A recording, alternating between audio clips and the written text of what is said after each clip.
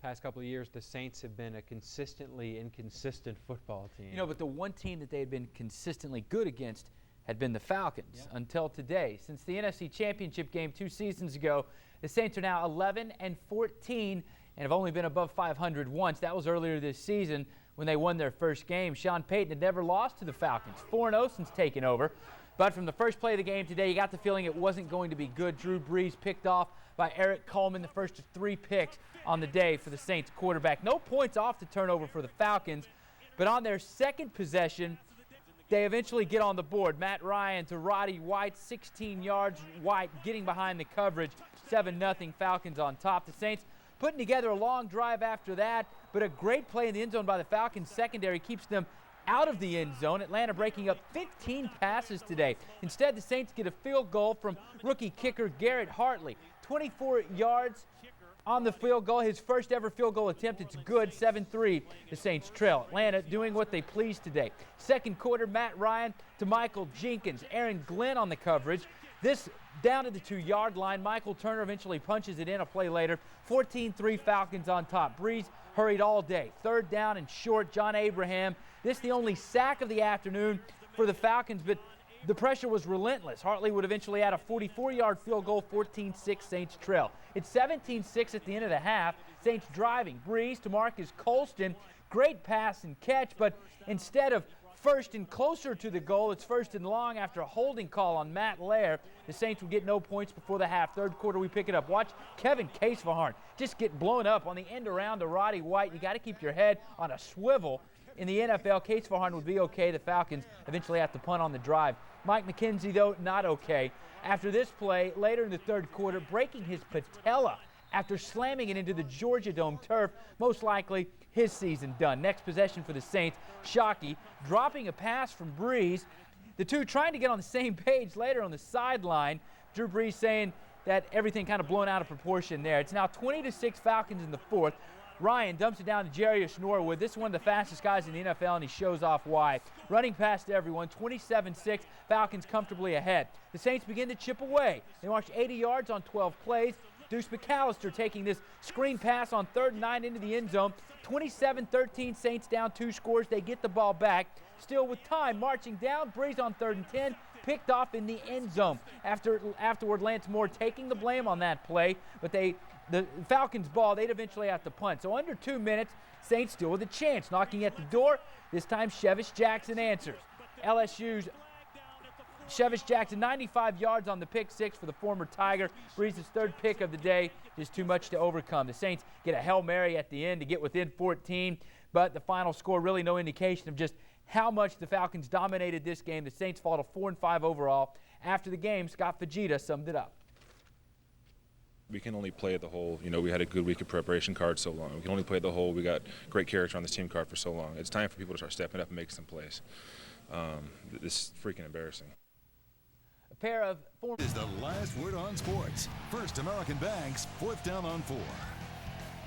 Welcome in to 4th down. The prep playoffs are set. We'll show you who's in, who's out. Nick Saban rolls into Baton Rouge and gets an historic win. And the Hornets' quest for history gets back on track. Analyst Gil McGregor joins us in studio a bit later. We begin tonight with perhaps the beginning of the end for the Saints season. With 2 weeks to prepare for a huge divisional game in Atlanta, the Saints lay an egg. All of the pep talks in the world couldn't help the Saints today in Atlanta. Their first play from scrimmage, producing the one stat that has been the main difference between wins and losses for the black and gold this season. One play, one turnover. Just trying to start off with a big play, trying to give my guy a chance, and their guy makes a good play. First play of the game, that stinks. Meanwhile, Brees' counterpart, rookie Matt Ryan, came up roses. His success, in part, a product of an unsuccessful pass rush by the Saints.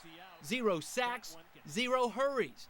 Had there been any dirt in the Georgia Dome turf, none of it would have found the uniform of the Falcons signal caller. For them to run that much check with me with a rookie quarterback and have him come up to the line, really run the clock down, does a good job in the hurry-up mode.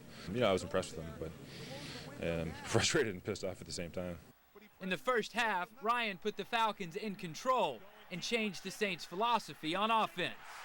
We wanted to walk away from this game, being the the ones who had won the rushing battle, you know. So we came in with an emphasis on running the ball.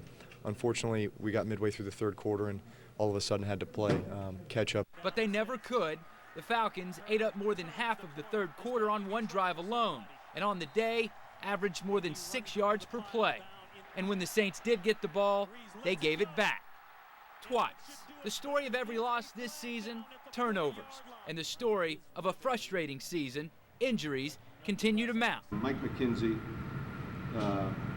suffered a fractured right kneecap. John Stinchcomb had a calf. Mike Carney has an MCL in his right knee. Pressure busts pipes. And right now, the clamps are on the Saints. A heated sideline conversation between Breeze and Jeremy Shockey might have been downplayed after the game. It was just a miscommunication on the protection from the play before. And so we were just talking through it. It was not a big deal other than just trying to get on the same page. But the end results cannot be.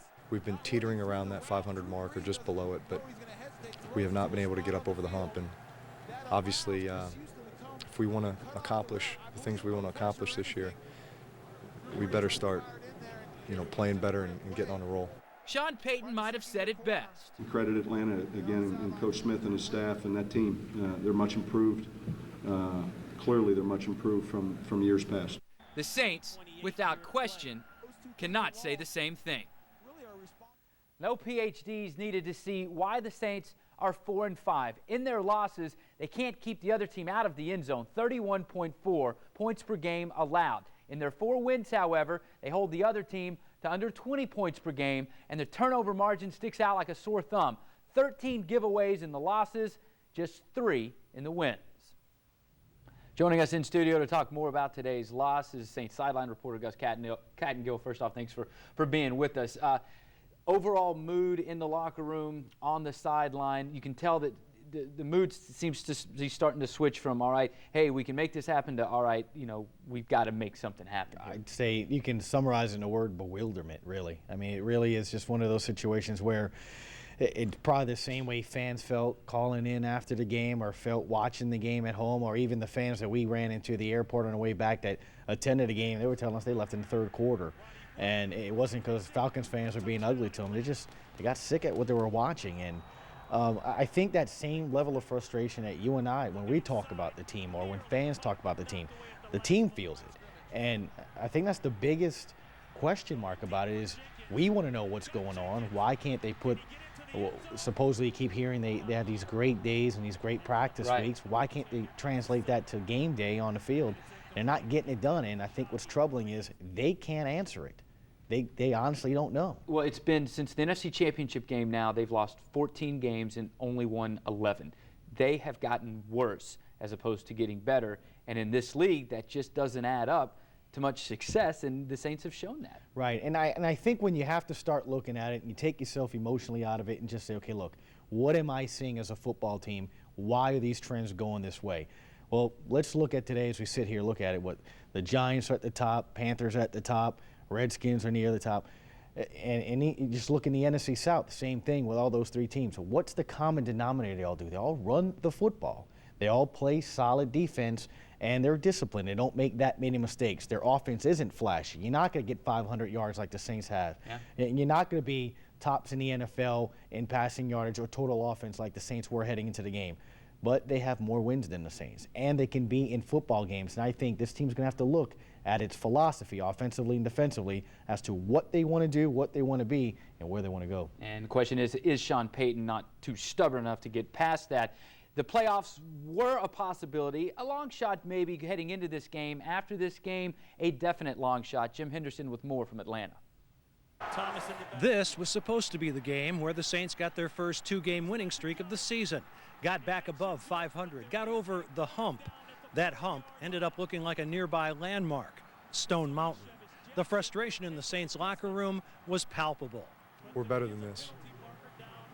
And especially when you talk about, coming off the bye week, getting some guys healthy, playing a divisional game on the road with this kind of importance, We're sitting here at the bottom of our division. And granted, our division is very good, but there's no reason the New Orleans Saints should be at the bottom of this division. I mean, we're a good team with quality players and quality character people and good leaders, but we just have not found haven't been able to find our way past 500, you know. And Brees had to throw the ball 58 times, 2 off his career high. He was sacked once, running for his life frequently, and intercepted 3 times. 1 brought back 95 yards for a touchdown. Conversely, Matt Ryan had to throw but 23 times, wasn't intercepted, never sacked, and seldom even hurried. He had a lot of time. We weren't able to affect the passer. Certainly we weren't able to affect the passer as well as they were. I thought they did a good job of getting push on Brees. You know, he was often hurried where, you know, we weren't able to do that with him. So if you just looked at that one particular aspect of the game and you said, all right, who impacted the quarterbacks most, you know, you'd have to credit Atlanta. They were able to do that. We weren't. The Saints' injury list was longer than the halftime line at the men's room here in the Georgia Dome. At its top, cornerback Mike McKenzie, whose right kneecap splintered, losing a battle with the hard Georgia Dome turf. But he refused to wallow in the self-pity that a potential career-threatening injury could engender.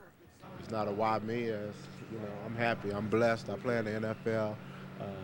You know, I love the team that I play with. I love my teammates. So I just really plan on. It's a lot of motivation for me to, you know, just get back out there. His injury that will now cost the Saints their second starting corner this season will add another potential excuse to those that have contributed to a 4-5 start and last place in the NFC South. But Scott Fujita's having none of any such alibis. We can only play the whole, you know, we had a good week of preparation card so long. We can only play the whole, we got great character on this team card for so long. It's time for people to start stepping up and making some plays. This is freaking embarrassing. The Kansas City Chiefs next week couldn't come at a better time, if time hasn't already run out on the 2008 New Orleans Saints. In Atlanta, Jim Henderson, 4th down on 4. Gus, obviously I think some changes are going to have to be made, not maybe personnel-wise, but perhaps in this coaching staff. Do you see anything, and defensively I think is where the big change is going to have to come, before the season ends, or do you see the wholesale changes coming in the offseason? I have a hard time thinking that anything's going to come offensively. Obviously, offensive coordinator is Sean Payton. He's going to have to evaluate what he has talent-wise and what trends work or not working for his football team. Defensively, hey, look, can you tell me how many blitzes the Saints did today? It's very hard to say what kind of pressure they did, because Sean Payton said it himself, Scott, that the front 4 of the Falcons put pressure on Brees. The front 4 of the Saints did not. And if you're not getting pressure with your front 4, you need to start doing some things, start taking some chances. And so I would probably say the defensive coordinator would be at my top of maybe you take a look at the end of the season. Be something interesting to watch the rest of this season if they can turn it around, and if not, what happens in the offseason. Gus Cattingill, always a pleasure. Thanks for joining us. Stay with us. Much more 4th down after the break.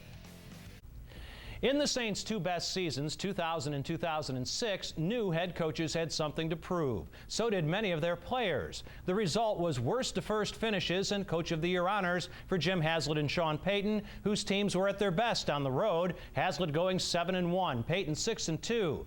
When the performances of the head coaches and key players were rewarded with significant raises and contract extensions, their teams never subsequently equaled or surpassed their first years. Since Sean Payton received a contract extension following the opening win of the season, the Saints are 3-5. They are 0-4 on the road. Key players such as Charles Grant, Will Smith, and Marcus Colston have not been nearly as productive for whatever reason since their contracts were dramatically enhanced. We all are more aggressive when hungry, far less so when satiated. Now what has to be proven is that rewarding the past hasn't made this team far less hungry to justify those rewards in the future. That's far from the only reason the Saints find themselves in these straits. Here are some others. The #1 draft choice of a year ago, Robert Meacham, and the #1 free agent acquisition of a year ago, Jason David, both inactive yesterday. The trade for tight end Jeremy Shockey hasn't contributed in any way to making this team better. A recurrence of many of the same problems that contributed to a 7-9 record last year, falling behind early. The Saints have been outscored 53-26 in the first quarter this season, their worst. Conversely, the Falcons have outscored opponents 61-17 in the first quarter, their best. When you can run, it helps you pass. When you can pass, it doesn't help you run, control the clock, reduce turnovers, or oftentimes win. Of the top 5 rushing performances in the NFL yesterday, all came in victories. Of the top 5 passing performances in the NFL yesterday, 2 came in victories. With 3 interceptions surrendered yesterday, the Saints fall to -5 in turnover differential. The defense didn't come close to generating a pass rush on Matt Ryan, didn't come close to forcing a turnover themselves. Certainly, the overwhelming number of key injuries cannot be discounted as a reason for this team's 4-5 record. Injuries contribute to being a bad team and always seem to occur more frequently when things start going badly. In 2000 and 2006, blowing up the coaching staff produced those worst-to-first turnarounds. No one here is suggesting that should or even could be done again, only that right now it looks like the Saints will have that same opportunity in 2009. Agree, disagree? 9-0 with Kerry Collins at quarterback, run it and play defense. How did the Giants win 3 straight road playoff games last year and then beat unbeaten New England in the Super Bowl? Eli Manning could relax and play and not force throws because he knew the Giants could run it and play defense. The Giants offense has the ball this year for 34 minutes a game. The Detroit Lions have the ball for 26 minutes a game. Any questions? In the offseason, if I am Tom Benson, I am asking my general manager and head coach, are you prepared to address the obvious? And we'll see. Yeah, what can they do right now, though? 7 games Not much. I don't think this team is going to make the playoffs. Wow. They have a lot of injuries. They have possible suspensions coming up to Deuce McAllister and Will Smith. We don't know about those yet. Possible. And, you know, the time to address these things is in the offseason. And this isn't the offseason. So based on the injuries they have and some of the other things that have happened and the fact that, you know, they still have the problems they had a year ago, I think they're going to have them for 7 more games. All right. Thank you, Ed. We'll be right back.